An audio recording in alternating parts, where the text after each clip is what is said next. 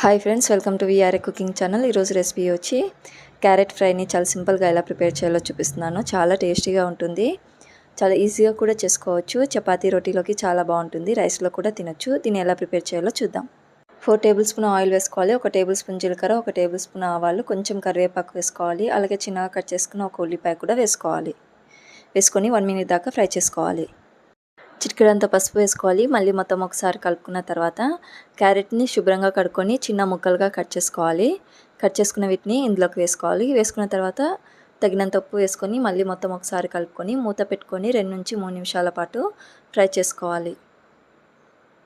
3 నిమిషాలు అయిన తర్వాత మొత్తం ఒకసారి కలుపుకొని 1 table spoon garam masala, 1 table spoon ధనియా పౌడరు, 1 టేబుల్ స్పూన్ కారం వేసుకొని మళ్ళీ మొత్తం ఒకసారి కలుపుకొని ఒక 1 మినిట్ అలా ఫ్రై చేసుకుంటే క్యారెట్ ఫ్రై రెడీ అయిపోయినట్టే. చపాతీ రోటీలోకి చాలా బాగుంటుంది. మీరు కూడా ఒకసారి రెసిపీని ట్రై చేసి చూడండి. అలాగే నా ఛానల్ నచ్చినట్టయితే సబ్స్క్రైబ్ చేసుకోండి. Thank you.